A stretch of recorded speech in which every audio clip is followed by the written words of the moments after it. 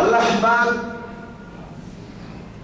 গোটা পৃথিবীর কোটি কোটি মানুষের মধ্য থেকে আমার আপনার নবীকে যাচাই বাছাই করে নবুয়ত দান করলেন। সুবহানাল্লাহ। রাসালাত দিলেন। কোন কোন নবীকে আল্লাহ পাক শুধু নবুয়তের সম্মান দিয়ে নবী হিসেবে ঘোষণা করেছেন, কোন কোন রাসূলকে শুধু রাসূল হিসেবে ঘোষণা করেছেন, কোন কোন পয়গম্বরকে এলাকার জন্য এক গোত্রের জন্য নবী হিসেবে পাঠালেন, আরেক নবীকে আরেক গোত্রের জন্য পাঠালেন। কাউকে আমেরিকার জন্য, কাউকে ফ্রান্সের জন্য, কাউকে সৌদির জন্য, কাউকে আফ্রিকা, জর্দান, বিভিন্ন এলাকার জন্য এক এক গোত্রের জন্য পাঠালেন। আল্লাহ সুবহানাহু ওয়া তাআলা ইয়ামানের নবী কিয়ামত পর্যন্ত নবীর দরজা বন্ধ করে দিয়া আমার আপনার নবীকে আখিরি জামানার পয়গম্বর, দো জাহানের বাদশা রাসূল আরবি হুজুর পাক সাল্লাল্লাহু আলাইহি ওয়াসাল্লামকে পাঠালেন। সুবহানাল্লাহ। নবীকে এমন সময় বানালেন কেউ নাই, কেউ নাই, বাপ নাই, বাবা নাই, মা নাই, দাদাও নাই, কেউ নাই। আল্লাহ পাক বলে, ও জিবরাইল যা আমার বন্ধুর কাছে যা, গিয়া তাকে সফর করাও, ভ্রমণ করাও, ভ্রমণ করে তারে ঘুমের থেকে উঠাও, উঠায়া বাইতুল মাকদাস নিয়ে যাও। আজ জিবরাইল যত পয়গম্বর কবরের মধ্যে শায়িত আছে সমস্ত পয়গম্বরকে কবর থেকে উঠতে দাও, কবর থেকে উঠাও। মুসাকে কবর থেকে উঠা বাইতুল মাকদাসে যাও। ঈসাকে বলো। এরকম ভাবে প্রত্যেক নবীকে আল্লাহ সুবহানাহু ওয়া তাআলা কবর থেকে উঠায়া উঠায়া বাইতুল মাকদাসে একত্রিত করলেন। সুবহানাল্লাহ। এমন কোন ইতিহাস দুনিয়ার সৃষ্টি হওয়ার পর থেকে হয় নাই। আমার আপনার নবীর সম্মান ইজ্জত কিভাবে বাড়াইলেন, কবর থেকে উঠায়া বাইতুল মাকদাসে জমা করিয়া সমস্ত নবী পয়গম্বর রাসূলদেরকে বাইতুল মাকদাসে ঢুকাইয়া দিলেন। সুবহানাল্লাহ। এদিক থেকে আল্লাহ রাসূলকে বাইতুল্লাহ থেকে বাইতুল মাকদাস পর্যন্ত নিয়ে গেলেন। সুবহানাল্লাহ। আল্লাহ রাসূলকে দেখেন বিশাল সমস্ত দুনিয়া, এটা দেশে আপনার দাদা, আপনার পিতা জিবরাইল আলাইহিস সালাম সবার সাথে পরিচয় করে দিতেছেন। সে হলো আপনার বন্ধু, সে হলো এমন, সে হলো আপনার শরীরুল কদর পয়গম্বর মুসা কালিমুল্লাহ, আপনার সাথে কথা হয়েছিল। এভাবে এক এক করে জিবরাইল আলাইহিস সালাম প্রত্যেক পয়গম্বরকে আল্লাহর রাসূলের সাথে সাক্ষাৎ করে দিলেন, মুলাকাত করাইলেন, পরিচয় করাইলেন। এখন আল্লাহর রাসূল বাইতুল মাকদাসে প্রবেশ করলেন। প্রবেশ করে এখন শুকরার 2 রাকাত নামাজ পড়বেন।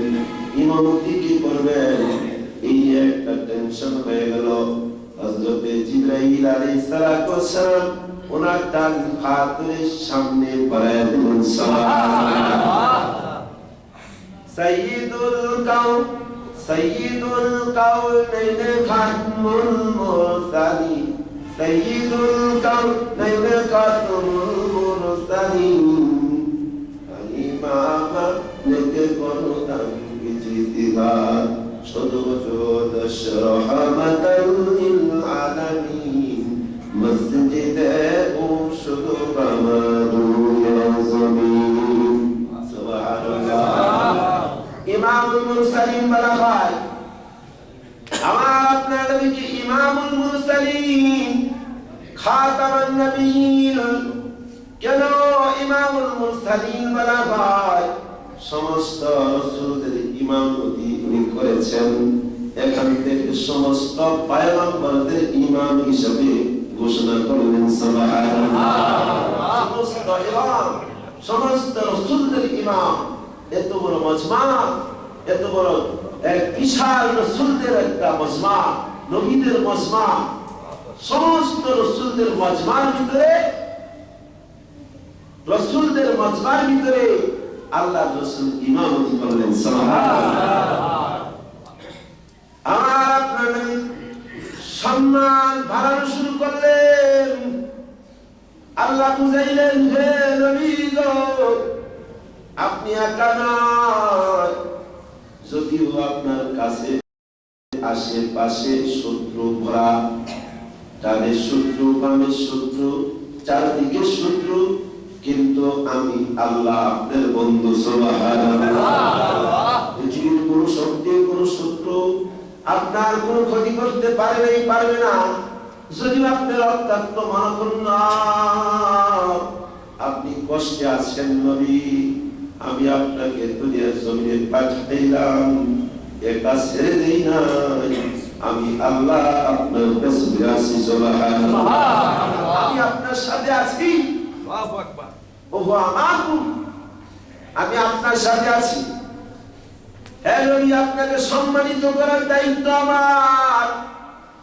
আমার আপনার নবীকে এভাবে সম্মান, বাইতুল মাকদাস থেকে সম্মান দিতে দিতে প্রথম আসমানে সম্মান দিলেন, দ্বিতীয় আসমান, চতুর্থ, তৃতীয় আসমান, চতুর্থ আসমান, পঞ্চম, ষষ্ঠ, সপ্তম আসমানে সম্মান দিতে, এইভাবে আস্তে আস্তে সম্মান দিতে গিয়া আস্তে আস্তে আল্লাহ পর্যন্ত নিয়ে যান। আল্লাহ পর্যন্ত এইভাবে আল্লাহ রাসূলকে লম্বা চওড়া আলোচনা। ওইদিকে নাকি আমার এখান থেকে শিক্ষাটা কি জানা দরকার, এটা আমার মূল আলোচনা, যে এখান থেকে কি শিক্ষা। এভাবে আল্লাহ পাক আমার আপনার দিকে আল্লাহ পর্যন্ত পৌঁছায় দিলেন সুবহানাল্লাহ। আল্লাহ পর্যন্ত, আল্লাহ সাথে সামনাসামনি আমার আপনার নবী হয়ে গেল সুবহানাল্লাহ।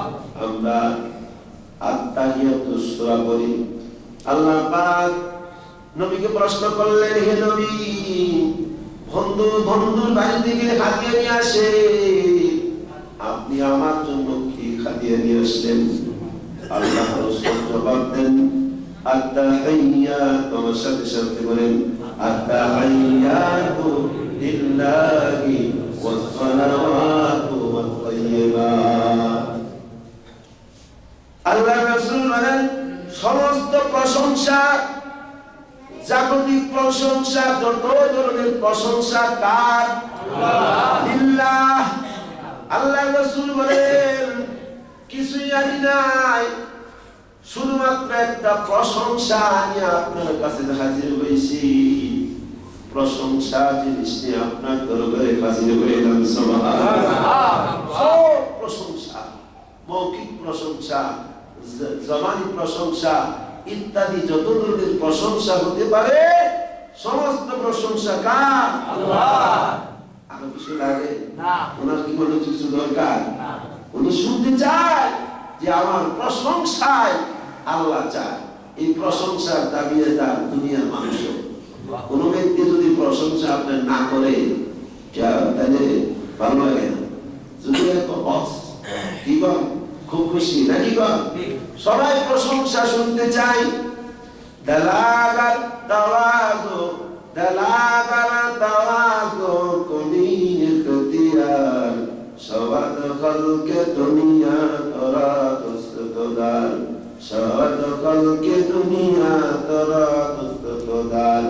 বিশ্ববিখ্যাত কবি বলেন, তুমি যদি পৃথিবীর মধ্যে সবার কাছে ভালো হতে চাও, তাহলে তোমার ব্যবহার ভালো করো, তোমার জবান দিয়া মানুষকে ভালো ব্যবহার উপহার দাও, তাহলে তোমার পৃথিবী দুষ্ট হয়ে যাবে সুবহানাল্লাহ। আল্লাহ তাআলা এই ব্যবহার, এই প্রশংসা শুনতে চায়। প্রশংসা সবাই শুনতে চায়, কি কোন চায় না? আপনার সমালোচনা করবে নাকি আপনি কেউ চান? এখানে আপনার নামে বিভিন্ন রকমের অপবাদ বিভিন্ন আলোচনা হবে, এটা ঠিক চান? কেউ চায় না।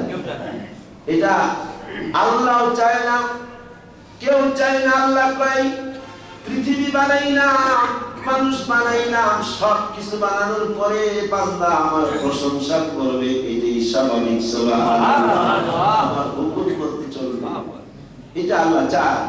আল্লাহ আমার আপনার নবী এই প্রশংসা নিয়ে হাজির করেন। সুবহানাল্লাহ। ওয়াসসালাতু ওয়াত-তাইয়্যিবাত, যত ধরনের পবিত্র আছে দুরূদ ও সালাম সব আপনার উপর, সব শান্তি, সব কিছু আপনার। এবার আল্লাহর রাসূল, আল্লাহ পাক আল্লাহর রাসূলকে সালাম দিলেন, আসসালামু আলাইকা আইয়ুহান নবী। সুবহানাল্লাহ। আল্লাহ সালাম দিলেন কাকে? হে নবী, আপনার উপর শান্তি বর্ষিত হোক। সুবহানাল্লাহ। প্রশংসা করলেন কে? প্রথম আমার আপনার নবী প্রশংসা করলেন, তারপরে আল্লাহ পাক সালাম দিলেন, হে নবী, আপনার উপর শান্তি বর্ষিত হোক। সুবহানাল্লাহ। এখন নামাজের মধ্যে যদি আপনি আসসালামু আলাইকা আইয়ুহান নবী যদি আপনি এটা বলার যদি বলেন যে হে নবী, আপনার উপর শান্তি বর্ষিত হোক, তাহলে নবীর সাথে কানেকশন হবে না? ইনশাআল্লাহ। আতে তুমি লাগিও সালাম আলাইহি ওয়া সাল্লাম কে নে এরকম ইমাম সাহেবের তা কাউন্ট পাবে গেল, তার তো একটা কিন্তু শেষ আছে না? এরকম আছে। হ্যাঁ, বলে মেশিন চালু করে দিছি, চালু করিয়া তখন দেখো এরকম যদি থাকে তাহলে সাথে সাথে নামাজ কি হয়ে যাবে? নষ্ট হয়ে যাবে, হাসিল হয়ে যাবে, ধ্বংস হয়ে যাবে, আপনি নামাজ শেষ। কারণ আপনার কাজ শুনে গেলে সেটা ভিন্ন বিষয়, কিন্তু এবার বলা কিনা ঠিক না, এটা বলা যাবে না। কারণ আপনি ধৈর্য সহকারে বসেন, বৈশা নবীর সাথে কালেকশন লাগান, নবীর প্রেম আর ভালোবাসা নিয়া, সম্মান আর ইজ্জত নিয়া, আসসালামু আলাইকা আইয়ুহান নবী আপনি এটা বলেন, এখান থেকে বলার সাথে সাথে মদিনা মুনাওয়ারা এটা প্রকাশ পেয়ে যায়। সুবহানাল্লাহ। আপনি বললেন এখানে, আর প্রকাশ পেল কোথায়? মদিনা মুনাওয়ারা। আপনার কালেকশন হয়ে গেল, নবীর সাথে একটা প্রেম আর সম্পর্ক গভীর হয়ে গেল। সুবহানাল্লাহ। আসসালামু আলাইকা আইয়ুহান নবী মনে থাকবে তো এই কথাটা বলার সময়? সব সময় খেয়াল রাখবেন যে এটা কোন সময়ে আসে। প্রথম প্রশংসা করলেন, তারপরে আসসালামু আলাইকা আইয়ুহান নবী বলার সময় কলমের ভিতরে ঢুকায় দিলেন। কলমের ভিতরে কিন্তু আমাদের লিডার একটার পর একটা বসা, এবার এমন ভাবে জাম দিতে বসা, মানে কিভাবে বসা, এই যে বললাম না যে এরকম ভাবে বসা, এখানে ঢোকারই কোনো ভাব নাই। এখন যদি এই মসজিদে যদি 2000 বা 5000 লোক ঢুকতে থাকে, ঢোকা কঠিন হয়ে যাবে না?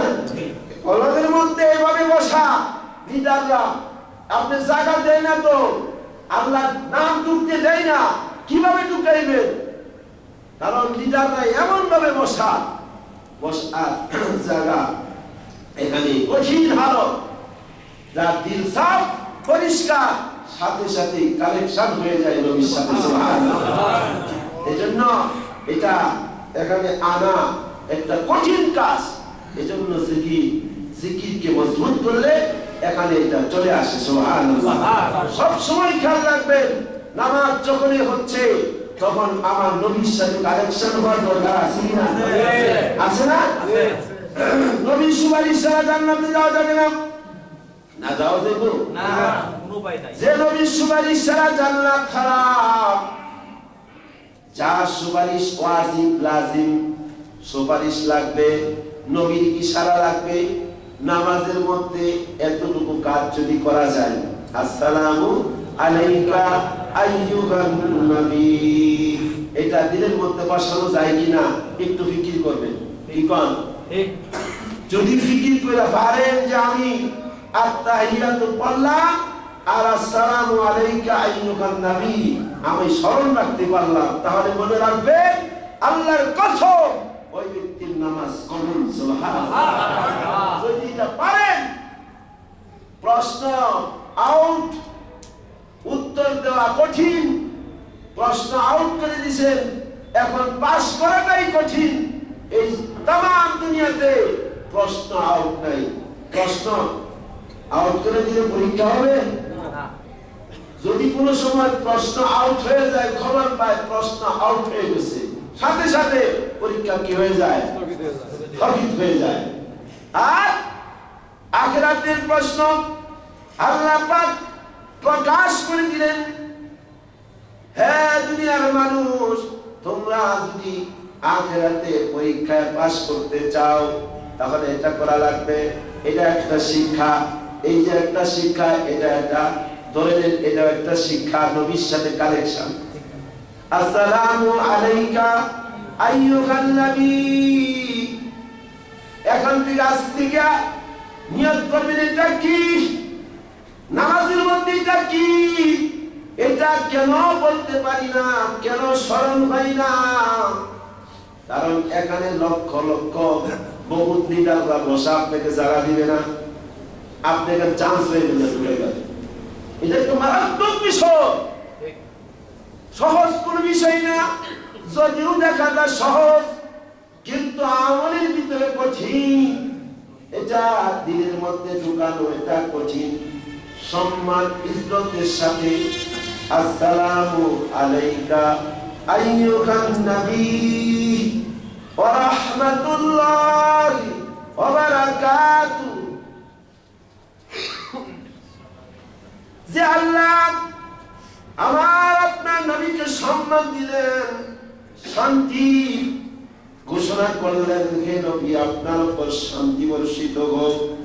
শুধু শান্তি বলে শেষ করে নাই, আল্লাহ পাক বলেন আপনার উপর রহমতের দরজাও গুলো খুলে যাক। সুবহানাল্লাহ, রাহমাতুল্লাহ, আল্লাহ পাকের পক্ষ হতে রহমতের নবী, ওয়া বারাকাতুহু, এবং বরকতের নবী, রহমতের নবী, বরকতের নবী। আল্লাহ পাকের পক্ষ হতে যত বারাকা আছে সমস্ত বারাকা দান করুন, বলুন সুবহানাল্লাহ। এজন্য নবী কেমন ছিলেন? নবী যদি এমন কোন জায়গায় হাত বুলাই দিতেন, সাথে সাথে এটা বারাকা হয়ে যেত। নবী যখন তখন নবী না হালিমাতুস সাদিয়ার করে আসলেন, জীর্ণ শীর্ণ ঘোড়াগুলো, প্রত্যেকটা জায়গায় জায়গায় এমন বারাকা আসছে, কোরআন হাদিসে পাওয়া যায় যে জিনিস দুধ নাই, এটার মধ্যে দুধে ভরপুর হয়ে গেছে। সুবহানাল্লাহ। জুবাইর রাদিয়াল্লাহু তাআলা আনহু এত ঋণ ছিল, ঋণের কারণে আল্লাহর রাসূলের সামনে ওনাকে লাঞ্ছিত, অপমানিত, নির্যাতিত শুরু করে দিল। এই পরিমাণ ঋণ তার, আল্লাহর রাসূল তার অপমান সহ্য করতে না পেরে জুবাইরকে ডাক দিয়ে বলেন, জুবাইর এদিকে আসো, কি সমস্যা, কি আছে টাকা? ও এই কয়েকটা টাকা এগুলি আছে, এই খেজুরগুলো আছে, আর নেই। আল্লাহর রাসূল খেজুরগুলি তোপের মধ্যে পয়সা গেলেন, পয়সা কয় জুবাইর, সাথে সাথে দাড়ি পাল্লা নাও আর মারতে শুরু করো, এক এক ঋণ ওরাদেরকে ডাক দাও আর দিতে থাকো। সামান্য কিছু খেজুর, আল্লাহর রাসূলের বারাকা কি জিনিস, এই খেজুর মাপা শুরু হয়ে যায়, যত ঋণদার আছে সমস্ত ঋণদারকে দিয়ে দেওয়া হয়। সমস্ত ঋণদাররা পরিপূর্ণ ঋণ নিয়ে গেলেন, যাতে যত পাওনাদার আছে সমস্ত পাওনাদার তাদের পাওনা বুঝে নিয়ে গেলেন। বুঝে নিয়ে জুবাইরের ডাক দাও।